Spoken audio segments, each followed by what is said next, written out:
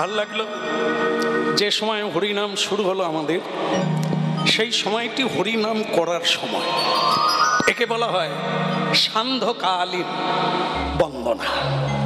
তিনটে সন্ধ্যা আছে ভারতীয় আধ্যাত্মবিদ্যায়, তিনটে সন্ধ্যা। একটা হচ্ছে সূর্য ওঠার 1 ঘন্টা আগে, যাকে বলা হয় ব্রহ্ম মুহূর্তকাল।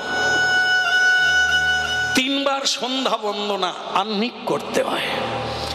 এই সকালবেলা সূর্য ওঠার 1 ঘন্টা আগে একটা, আর বেলা 12টার সময় তখন একটা সন্ধ্যা। ভারতীয় সাধুগণ এই 3 বার করে বসে। আর এই যে সময় আপনারা করলেন, হাতে তালি দিয়ে কৃষ্ণ নাম করলেন সাধু সঙ্গে, যেটা দরকার, যেভাবে করা দরকার আপনারা সেভাবেই করলেন। গোধূলি লগ্নে ভগবান শ্রীকৃষ্ণ লীলা পুরুষোত্তম, তিনি যখন গোবৎসদের সঙ্গে করে, রাখাল বালকের সঙ্গে করে এই সন্ধেবেলা বাড়ি ফিরে, তার গোক্ষুরোত্থিত ধুলা, যেটা আকাশ বাতাস পরিব্যাপ্ত হয়ে যায়, সেই সময়টাকে বলা হয় গোধূলি লগ্ন। এই সময় মানুষ শুভ কর্ম করে, এই সময় মানুষ ধ্যান জপ করে, এই সময় মানুষ ভজন করে, যেটা আপনারা করলেন। যদি মানুষ হয় করবে, এই 3 বার মানুষ যদি হয়, সে 3 বার ভগবানের চরণে বসবে। যদি বেহুশ হয় তাহলে বলবে না, করবে না। কারণ জীবজন্তু কোনোদিন হরিনাম করে না, করে মানুষ। কিন্তু মানুষ যখন বেহুশ হয়ে যায়, সেই 3টে সন্ধ্যা তো দূরের কথা, একটা সন্ধ্যাতেও যোগদান করে না। জীবজন্তু যেমন সকালবেলা উঠেই খাওয়া দাওয়া চালু করে দেয়, হাত মুখ ধোয়ে না, স্নান করে না, মানুষ তেমনি সকাল থেকেই খাওয়া চালু করে দেয়। কি খাইবো, কোথায় যাব, কি করব, কত পাবো, কত আনবো, কত রাখবো, এই চিন্তা শুরু করে। যেটা জীবজন্তু করে সেটা মানুষ করে। কিন্তু মহাপ্রভুর কৃপার বাতাস যাদের গায়ে লাগছে, যারা সাধু সঙ্গে হরিকথা শোনে, একটু কান রাখে, তারা ওটা করে না। তারা ভারতীয় সংস্কৃতিকে নিজের হৃদয়ে জাগিয়ে রাখে। যেটা ভুলে গেলে সব ভুল হয়ে যাবে। মানুষ তো না, কতবার জন্মের পরে পেলাম? 80 লক্ষ বার জন্মের পরে, তবে এই সুদুর্লভ মানব জন্ম। এটা তাস খেলে সময় পাস করার জীবন নয়। দারু পিয়ে, সুরা পিয়ে সময় নষ্ট করার জীবন এটা না। ছেলে মেয়ের মা বাবা হওয়ার জন্য এই জীবনটা না। এই জীবন হচ্ছে কৃষ্ণ ভজিবার তরে সংসারে আইলাম।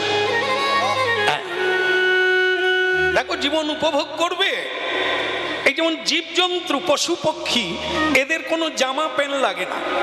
দেখুন তো কত খরচা বেঁচে যাচ্ছে, উপভোগ হচ্ছে, মিলন হচ্ছে, সন্তান হচ্ছে, নিদ্রা যাচ্ছে, খাচ্ছে, কই ব্যাপার নেই। মানুষ তা পাচ্ছে না। মানুষের লজ্জা আছে, কাপড় জামা না পরে চলতে পারে না। মানুষের লজ্জা আছে, যেখানে সেখানে মিলন হতে পারে না। এই জন্য মানুষ যখন বেহুশ হয়ে যায়, তখন সে জীবজন্তুরই মতো আচরণ করে।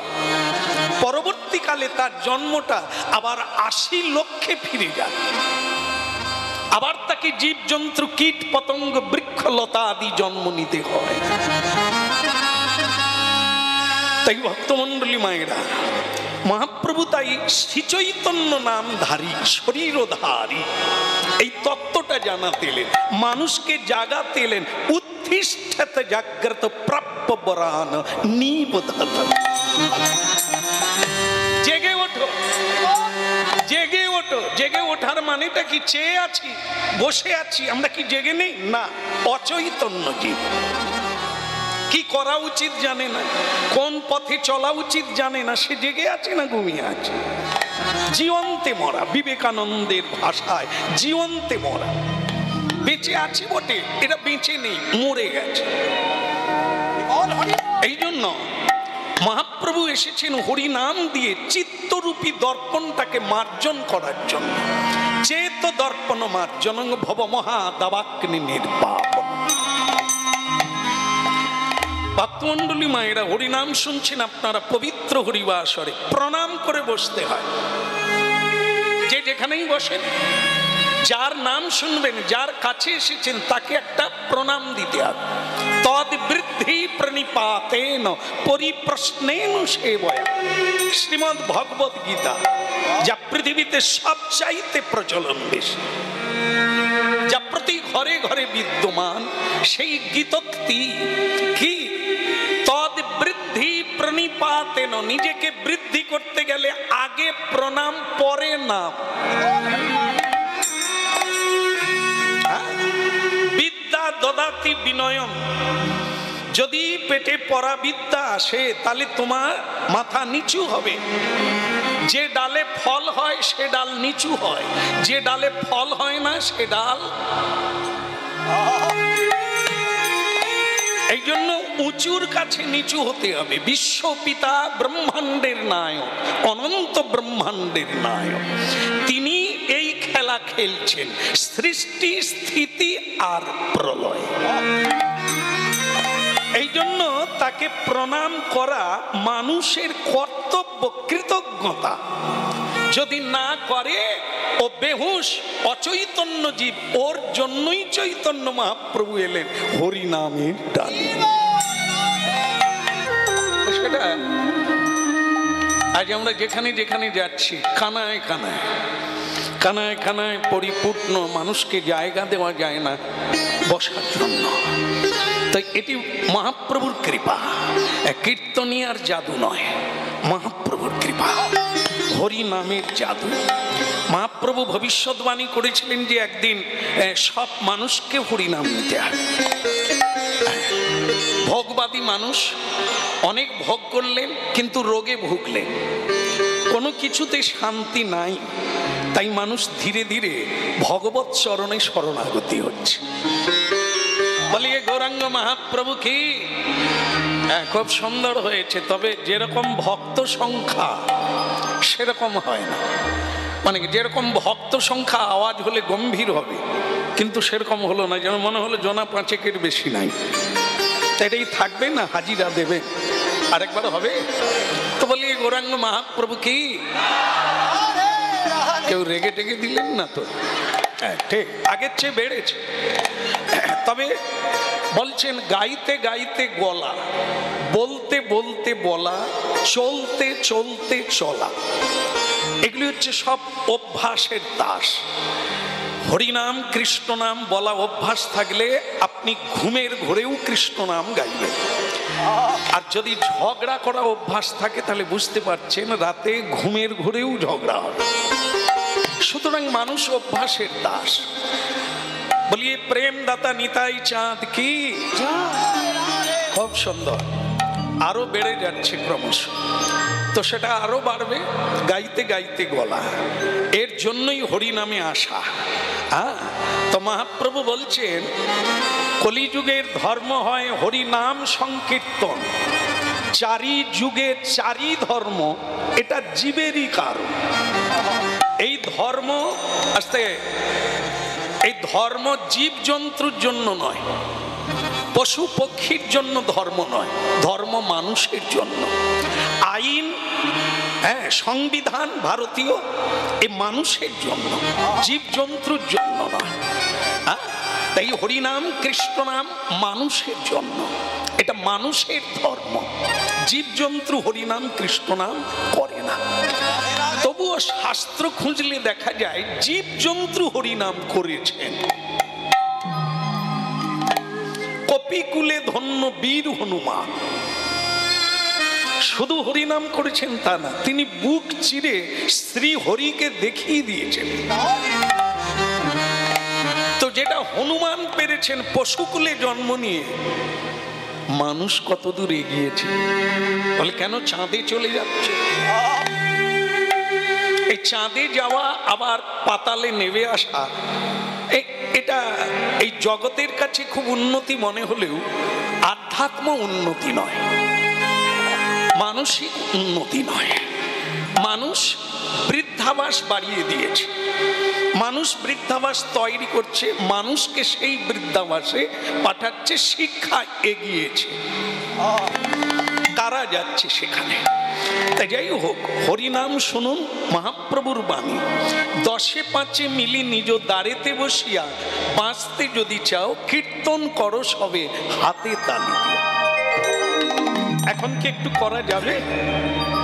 করা যাবে কীর্তন? সবাই করবেন? একবার কি প্রস্তুত হয়ে এসেছেন? আচ্ছা, মহাপ্রভু বলছেন এমনি এমনি না, হাতে তালি দিয়ে, সেটা তো হবে না। কারণ যখনই কাউকে হরিনাম করতে বলা হয়, সে ব্যস্ত। এই জন্য আপনারা যে বললেন হাতে তালি দেবেন, এটি মহাপ্রভু খুব খুশি হবে। হরে কৃষ্ণ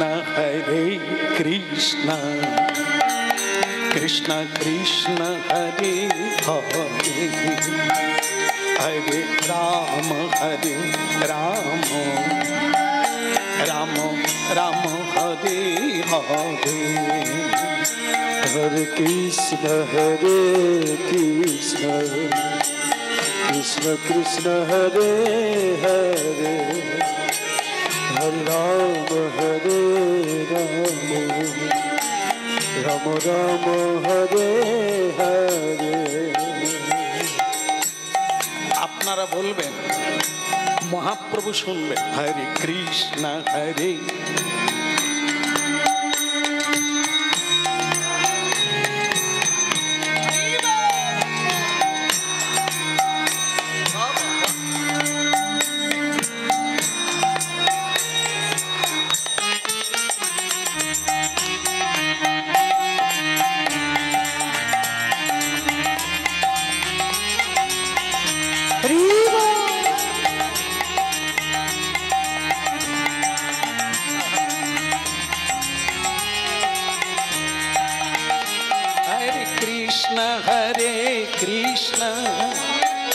कृष्ण कृष्ण हरे हरे, हरे राम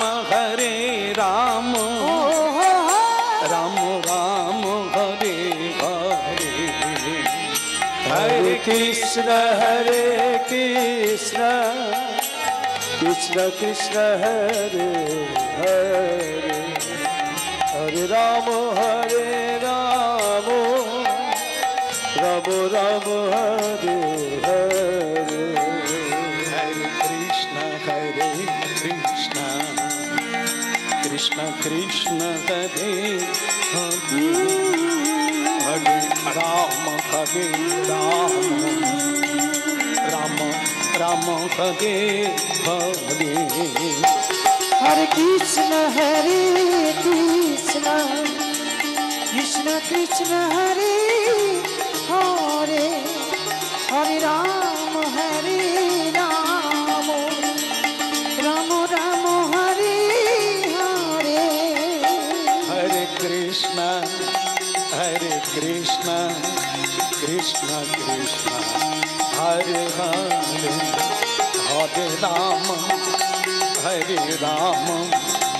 राम हरे हरे, हरे कृष्ण कृष्ण कृष्ण हरे हरे, हरे राम राम हरे हरे,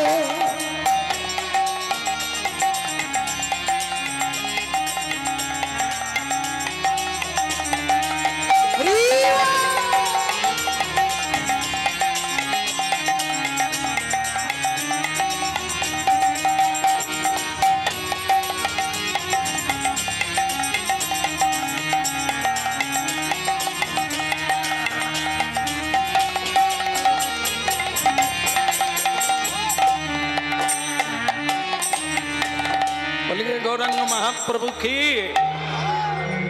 तो बाघ हरिणेर पिछने छुटे अनेक समय धरे फेले, अनेक समय धरते पारेनी।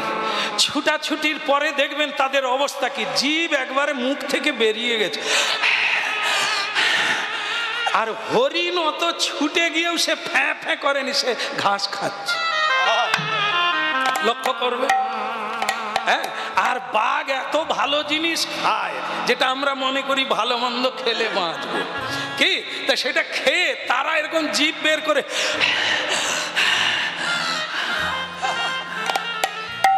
অবস্থারে পাকস্থলী টানতে পারেনি, আর কত চিবোবে। যারা ঘাস খায় তারা কারা? গরু, হরিণ, আরো ছাগল ইত্যাদি, এরা সব শাকাহারী, সাত্বিক আহার করে। তাই এদের তেজ দেখবেন। বানর, হনুমান, এরা কি খায়? এরা ফল মূল খায়, শাক পাতা খায়, গাছের পাতা লতা খায়। হনুমান লাফালাফি করে এক গাছ থেকে আর এক গাছে। মানুষ এত ভালো মন্দ খায়, সিঁড়িয়ে উঠতে পারে না। টুম্পার মাধর ওরে বিরিয়ানির দল, তবু খেতে ছাড়েনি, পা ধরে তুলতে হচ্ছে। এরা নাকি ভালো মন্দ খাচ্ছে, আর হনুমান গাছপালার ফলমূল খেয়ে গাছে লাফালাফি। আমাদের মতো রান্নাও করে না, এত ভালো জিনিস বিরিয়ানি খায় না। এই জন্য এখন সব ডাক্তারই বলছে দুদিন যদি বেশি বাঁচবে সাত্বিক আহার করো, ভোরবেলা উঠে রাস্তায় হাঁটো। চাকর চাকরানি ছেড়ে দিয়ে নিজের কাজ নিজে করো, দুটো দিন যদি বাঁচতে পারো। আর না হলে কই গো চম্পার মা,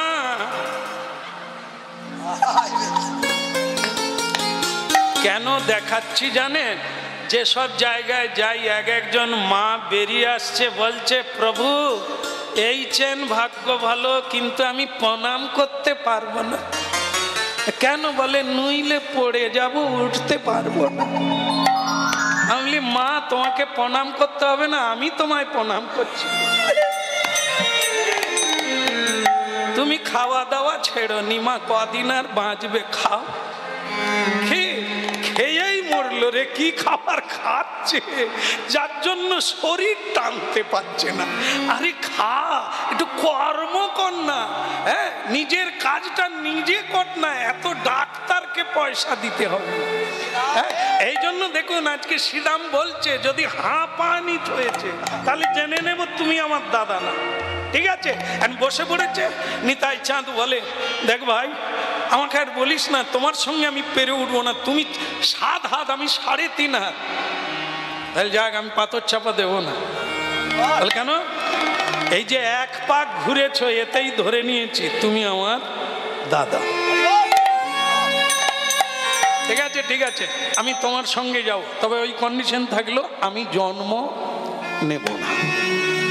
হ্যাঁ, আপনারা গীতা পড়বেন, হরিনাম যদি ঠিক ঠিক শুনেন আর আপনাদেরও জন্ম হবে না।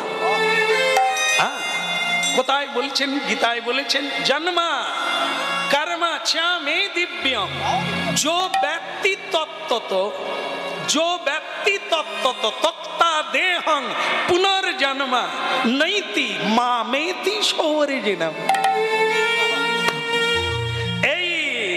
ভগবান শ্রীকৃষ্ণের জন্মের কথা রহস্য, এটাকে রহস্য বলা হয়। জন্ম রহস্য, কর্ম রহস্য। যে প্রকৃতভাবে জানতে পারবে তক্তা দেহং পুনর্জন্ম, তার আর পুনর্বার জন্ম নিতে হবে না, নিত্য দেহপ্রাপ্ত হয়ে গোবিন্দের লোকে গিয়ে অবস্থান করবে। শ্যামগরি অঙ্গে দেব চন্দনের গন্ধ, শ্যামগরি অঙ্গে দেব চন্দনের গন্ধ, শ্যামগরি অঙ্গে দেব চন্দনের গন্ধ, শ্যামগরি অঙ্গে দেব চন্দনের গন্ধ। আজ্ঞাতে করিব সেবা চরণারবিন্দ, আজ্ঞাতে করিব সেবা চরণারবিন্দ, আজ্ঞাতে করিব সেবা চরণারবিন্দ, আজ্ঞাতে করিব সেবা চরণারবিন্দ। রাধা কৃষ্ণ প্রণম যুগল কিশোর, রাধা কৃষ্ণ প্রণব যুগল কিশোর,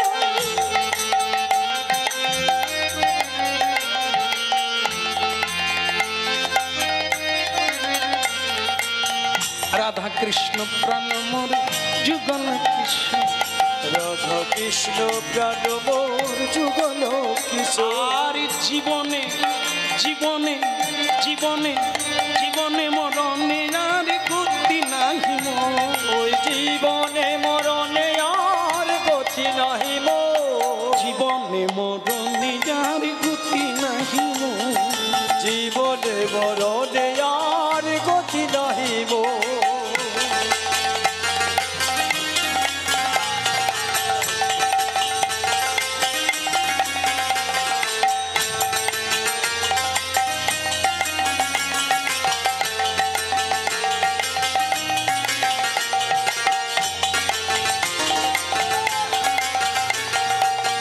রাধা কৃষ্ণ প্রাণ মোর যুগল কৃষ্ণ, রাধা কৃষ্ণ প্রাণ মোর যুগল কিশোর, ওই জীবনে মরণে আর গতি নাহি মোর, জীবনে মরণে আর গতি নাহি মোর।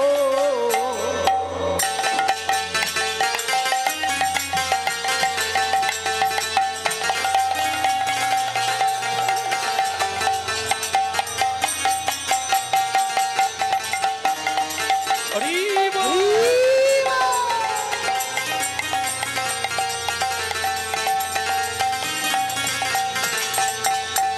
বলো শ্রীরাম ঠাকুর কি, প্রভু নিত্যানন্দ কি। একটা কথা বলতে হবে, সেটা হচ্ছে কমিটির পক্ষ থেকে এই হরিবাসর সবকিছু তো বাহ্যিক আর্থিক, তো সুতরাং ভিক্ষা করেই হরিবাসর হচ্ছে, এখনো তারা ভিক্ষা করতে চান। সুতরাং আপনাদের কাছে যাচ্ছেন, আপনাদের সাধ্য অনুসারে ভগবত সেবায় লেগে যাবেন, যার যেরকম সাধ্য দিয়ে ভগবানের সেবায় লেগে যাবেন। নিতাই জয় গৌর হরি মোর। তা আমরা বন্ধ রাখবো না, গাইব, আমরা চালাতে থাকি নাকি, ওনারাও চালাক আমরাও চালাই। কি বলো রাধা রানী কি, আর কালে হলো কি, ওই হয়ে গেল শ্রীরামকে নিয়ে বৃন্দাবন থেকে নবদ্বীপে পৌঁছে গেল। হরি বল। শ্রীরাম গৌরাঙ্গ মহাপ্রভুর দিকে তাকিয়ে থাকলো, আমার ভাই কৃষ্ণ শ্রীরামের দিকে তাকালো, দুজনের নয়নে অশ্রু এসে গেল, মনে পড়ে গেল বৃন্দাবনের ব্রজভূমির ভালোবাসা, ব্রজপ্রেমের কথা মনে হয়ে গেল, যাকে আমি কাঁধে করে বেড়াতাম, এই কি সেই ভাই।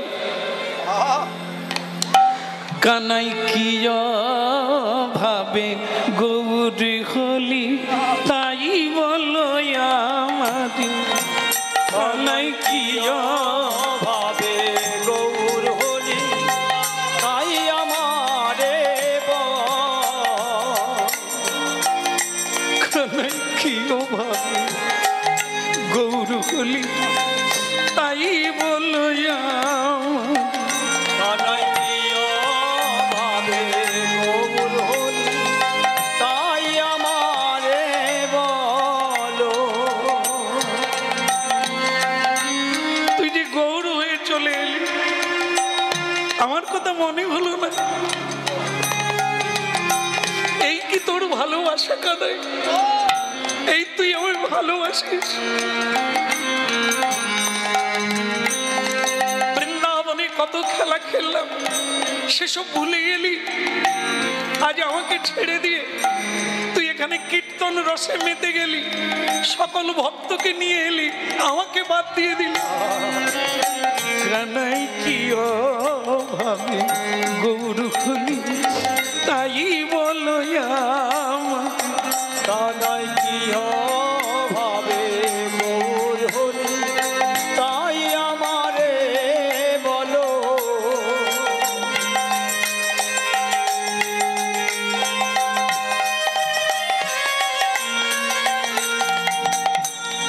চোখের জল মোছ।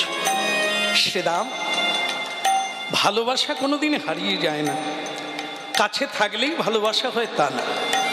তোমাকে ভুলতে পারিনি শ্রীরাম, তাই কলিযুগে তোমাকে বড় প্রয়োজন বলেই তো আমি নিতাইকে পাঠালাম। যাক, তুমি এসে গেছো, এখন তোমাকে হরিনাম বিলাতে হবে, মানুষের দ্বারে দ্বারে গিয়ে, মানুষের হাতে ধরে, মানুষের পায়ে ধরে, হ্যাঁ, না দিলে এই সংক্রামক ব্যাধি সকলের গায়ে ছড়িয়ে যাবে। হরিনাম দিয়ে জীবের ভবরোগ দূরীভূত করতে হবে, বিষয় রোগ দূর করতে হবে। এ বড় সংক্রামক ব্যাধি, তাই তোমাকে প্রয়োজন কলিকালে। মানুষ বোঝে না, তারা হরিনামে আসতে চায় না, তাদের বাড়িতে গিয়ে হরিনাম দাও। নিতাই গৌর হরি। হরিবাসরে যত ঝাড়বাতি দিক, সকলে হরিবাসরে আসে না। অনেক বিষয়ী মানুষ, ভোগী মানুষ, তারা আসে না এখানে। এই জন্য মহাপ্রভু আরেক প্রকার বলেছেন, নাম হট্ট। বাড়ি বাড়ি গিয়ে নাম হট্ট করো, রাস্তায় রাস্তায় পরিক্রমা করো, তাদের উদ্ধার হরি নামেই হবে, হরি নামের দ্বারা হবে। তাই এক কাজ করো, পরিক্রমা করে তাদের কানে হরি নাম ঢুকাও।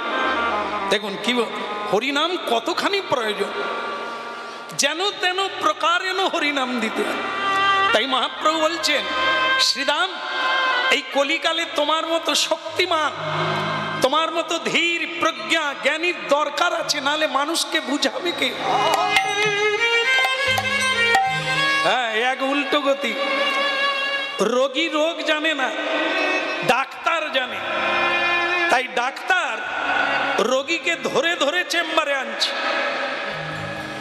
তাই ভক্তমণ্ডলী মায়েরা, কলিকালের সাধুবদ্ধ নিত্যানন্দ যেচে সেদে জগাই মাদাইকে যেচে হরিনাম দি,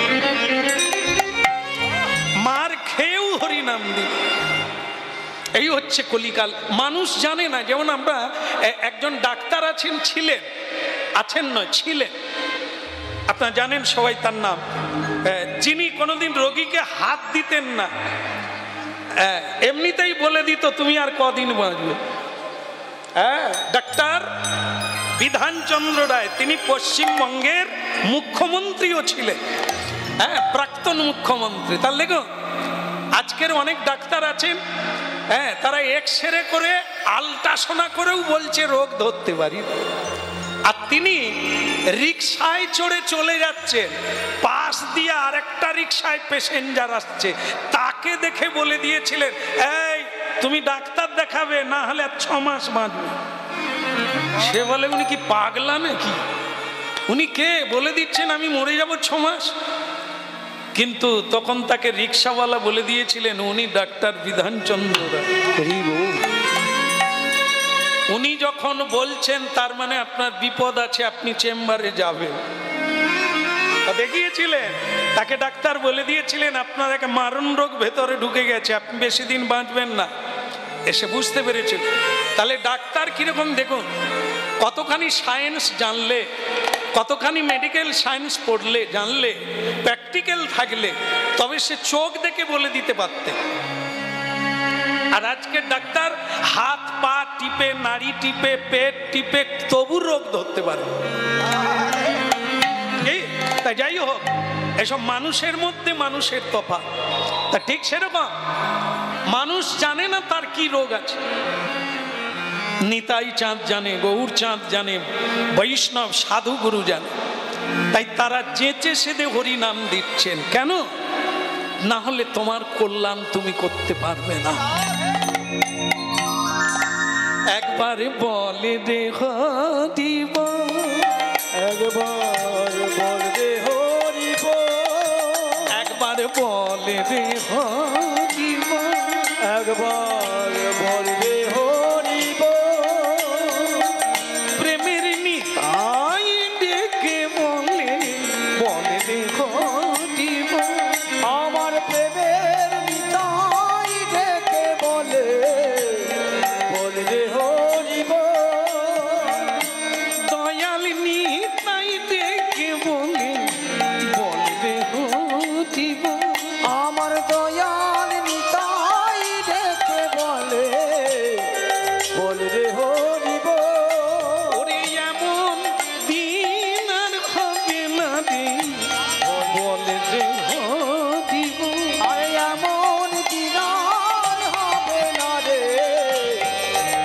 রে হরিব এমন প্রেমের ঠাকুর এসেছে রে বলে রে দিব। এমন প্রেমের ঠাকুর এসেছে রে বল রে হরিব সঙ্গে কিছুই যাবে না রে বলে রে দিব। ওই না সঙ্গে কিছু যাবে না রে বল রে হরিব হরি নামে যাবে আর তুমি যাবে বলে রে দিব। ওই না নামে যাবে আর তুমি যাবে বল রে হরিব দুটি বাহু তুলে সবে মিলে বল রে দিব। গৌর হরি হরি হরি বল রে দিব। গৌর হরি হরি বলে বল রে দিব। বলে নদিয়া ধাম কি আপনাদেরই পাশের জেলা